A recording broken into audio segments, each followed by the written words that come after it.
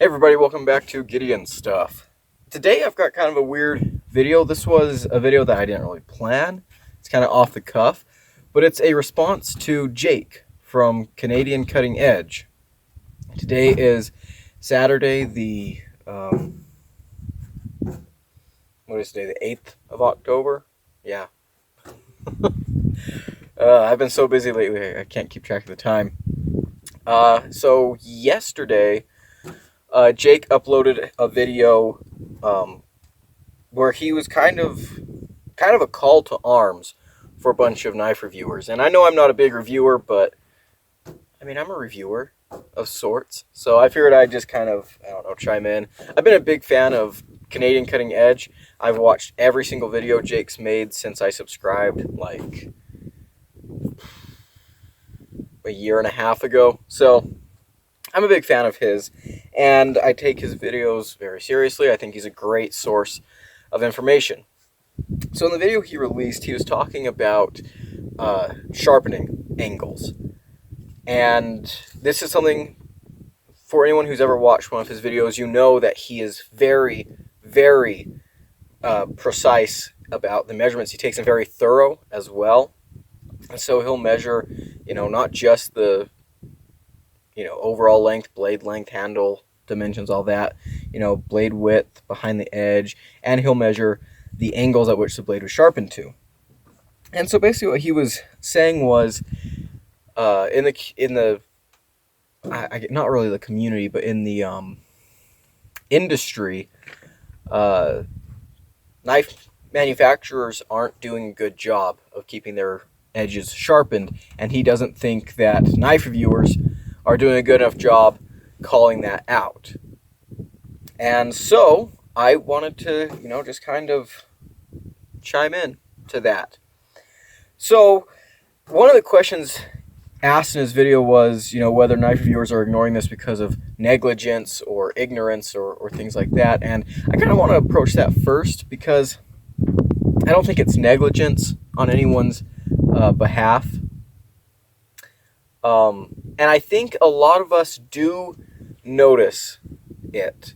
Not all of us, I guess, deal with it as extensively as Jake does. But I think we all notice it and, deal with it in our own way. I know for me, and I think a lot of other knife reviewers, when I get a knife out of the box, I kind of just automatically assume that I can make the edge better. Oh, it's got a good edge out of the box. Great. I can sharpen it up and give it a better edge. And so I've always just kind of operated under the assumption that my personal edges are much superior to factory edges. Because they are, right? Here's a knife I just got done sharpening earlier today. It's a VV Conspirator. I've got a video coming up on Nitro V Steel. And it's got a much better edge now than it did out of the box and stuff. The question is, should we feel that way? When we buy a knife, should we, assume that the edge isn't going to be at the peak performance? For people who know how to sharpen, that's not really a big deal. You get a knife out of the box, maybe it's not to your specs, you just sharpen it up again and you're ready to go, right? For people who don't know how to sharpen, that might be a bigger issue, and that might be something worth pointing out, right?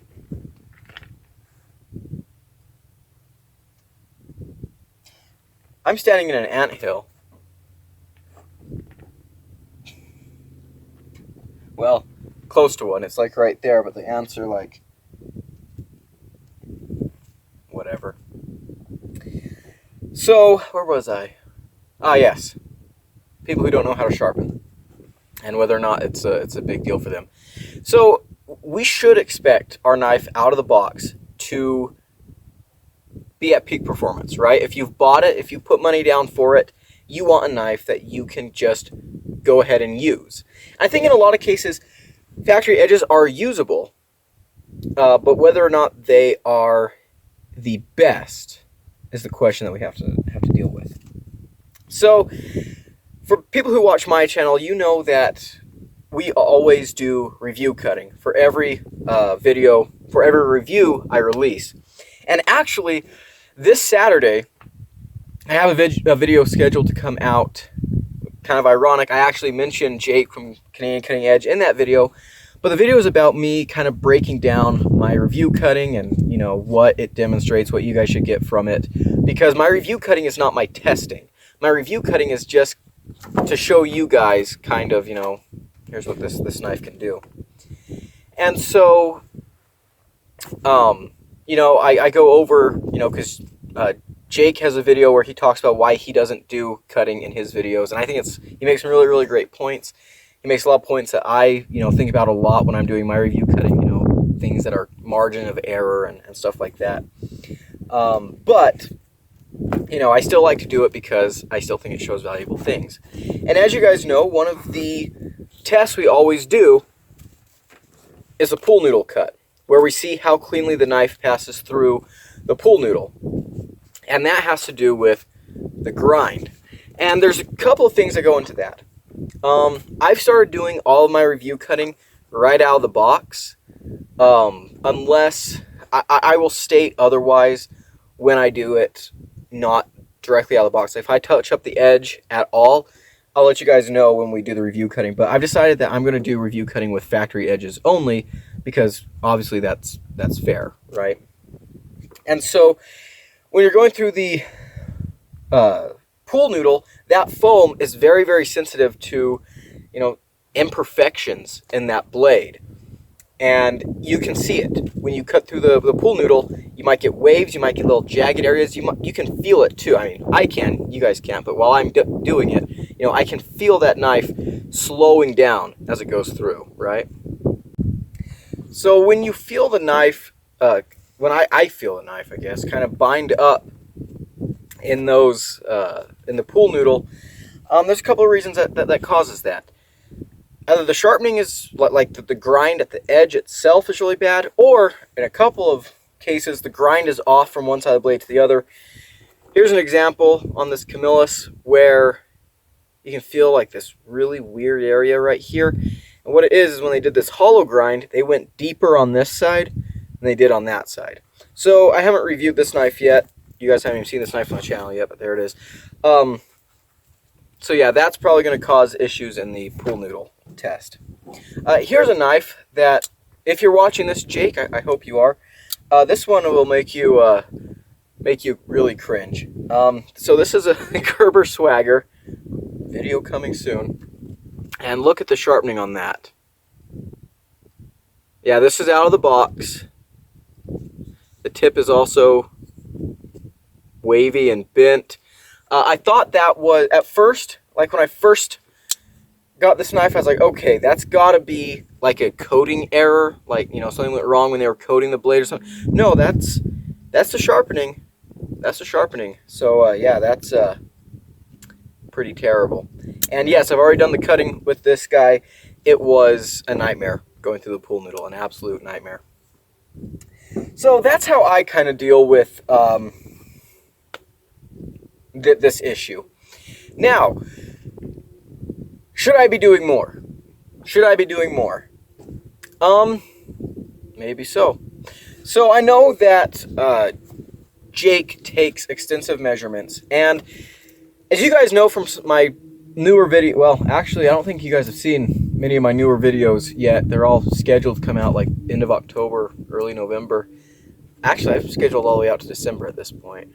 But anyways, I've kind of stopped doing behind the edge measurements because I realize that it just doesn't really mean a whole lot it didn't translate a whole lot to use, at least in my experience.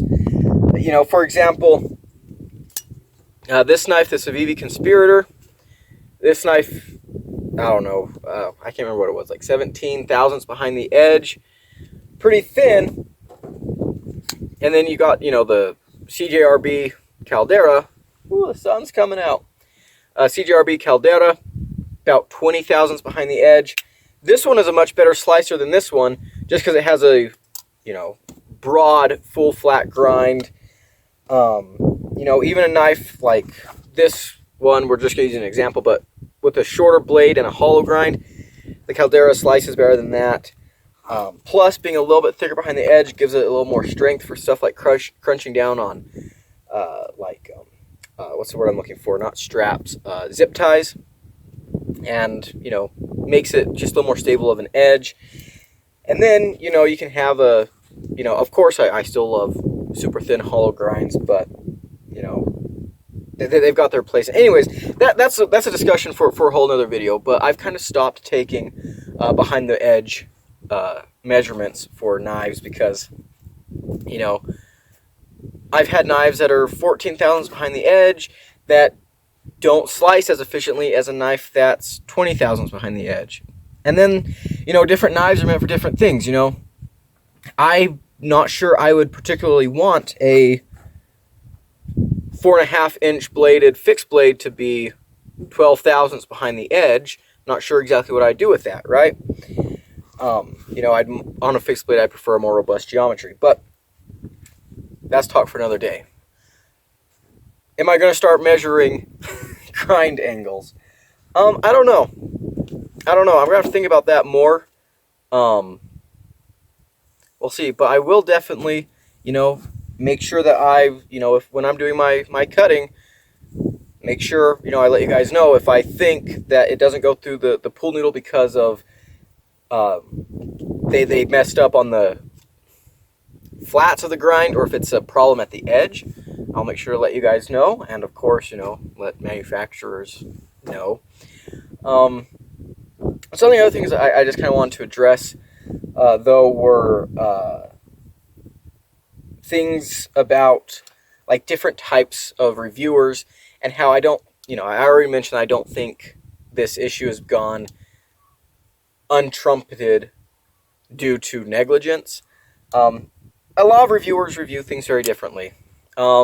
Like, you know, I can compare my channel to Metal Complex's channel. Metal Complex, he's got a bigger audience, he handles a lot more knives, and he honestly cannot run his channel the way I run mine. And I cannot run my channel the way he runs his, just because of, you know, differences in what we have to work with, right? So for Metal Complex too, you know, he's reviewing knives for, you know, for collectors. He's really, you know, reviewing a knife for, you know, I guess fit and finish and stuff like that. It's a weird way to say that. So that he can keep up with his schedule period. You guys that watch my channel, you know that, you know, I'll get a knife in, and even if I get the knife on the day it drops, the video won't come out until weeks or months later because I want to take time to carry it and review it. And that's just how I work with my channel. And that actually works to my advantage because I don't get to handle that many knives. And so, you know, one review a week is what I do. One review a week, and, you know, unless it's like cheap knife week when we do, you know, something special. But, you know, so I can kind of, I guess I have kind of the opportunity to take a closer interest in things like this, to be a little more anal rather than doing kind of a overview style review. So, you know, I don't think it's anything like negligent, and definitely not malicious on the side of reviewers that, you know, this issue isn't talked about as much. It's just, I guess, different types of reviewers. And then you've got reviewers like Neves Knives, who he's a professional sharpener, so when he gets a knife, he's just going to put on whatever the hell he wants to that edge, you know? Okay, I'm going to try and wrap this up. This has been a long video, and also, all my videos are long. And also, these ants are like starting to crawl up my pants. Some really cool chunks of epidote around here, though. Let's see if I can block out that sun. See that green mineral? There we go. Focus on that. Anyways, that's epidote. I think I've talked about it before on the channel. It's a mineral that's a result of, well, I'll put this in one of my boxes and put it right there. Hydrothermal alteration of plagioclase feldspar. So plagioclase has a chemical formula of Well, depending on where it formed at. It's either sodium rich or calcium rich, depending on the temperatures that the plagioclase formed at. But it's sodium or calcium, aluminum, silica 3, oxygen 8, I think. And then Epidote's got a crazy formula. It's calcium that can be substituted by cerium or manganese, and then it's got an aluminum that can be substituted by iron, and then SiO4. It's a very long. Never mind. We're not talking about that right now. I get excited sometimes. What was I talking about? Oh yeah, this is what I was going to say. I think that Jake is absolutely onto something, though, by saying that if people don't talk about it, it's not going to get fixed. I think that's a great way to think about that. Right now, in kind of the knife community, people are just starting to kind of hold makers accountable for their heat treats. You know, you hear reviewers all the time, Metal Complex, a lot of the bigger reviewers, if you have a knife in 20 CV that's advertised at 58 to 60 HRC, we want to see that bumped up to at least 59 to 61, right? And I think companies are starting to take notice. So yeah, Jake is absolutely right. If we want to see this fixed, we got to talk about it. And again, I don't think it's a big issue for people who know how to sharpen, because most of the time, we're just going to put our favorite angle on every knife anyways, right? But, when I was first getting into the hobby, the advice I heard over and over again was, fill in your edge with a Sharpie to match the factory grind. And if the factory grind is bad, you don't want to match it, right? Does it make that big of a difference? I mean, it does, right? I can definitely tell that knives with my edge cut better than they did when they had the factory edge. I also know, though, that a lot of people don't really care about that, right? I think about, every time I've gone hunting, you bring the animal down, you're dressing it out, your knife goes dull, pull out your work sharp, pull out whatever you've got, you do a couple of passes, you try and match the angle as best you can. Some guys don't, and they go for it. I remember growing up, my dad and my grandpa, shaving sharp knives, edge angles of who knows, right? So, is it an enthusiast thing? I don't think so, right? I mean, a knife will cut even with a bad angle, as long as it comes to a proper apex. But I definitely see where Jake is coming from. We should expect quality. Saying, oh yeah, it's sharpened poorly, but I can sharpen it myself. I'm saying that right now, and that kind of makes sense, but I'm also thinking to myself, if I get a knife out of the box and I'm like, oh no, the action is crappy, don't worry, I can take it apart, I can adjust the detent, I can bend in the lock bar, blah, blah, blah. No one says that. No one says that. If the action isn't perfect, it gets complained about, right? So yeah, I think we should, hold the edges to the same standard. So, I will go ahead and continue to, point that out where I notice it. And maybe I'll start doing, maybe I'll start taking edge or angle measurements. We'll see. Again, like I said, heck, I only really do blade length measurements in my videos because, I think I want to get that out of the way for legal reasons for a lot of people. And then, I'll tell you, if the angle was off, if it felt bad out of the box when I first started using it, I will let you guys know, and then, sharpen it to whatever angle I prefer. As for the actual, production side of this, I don't really know. I don't know.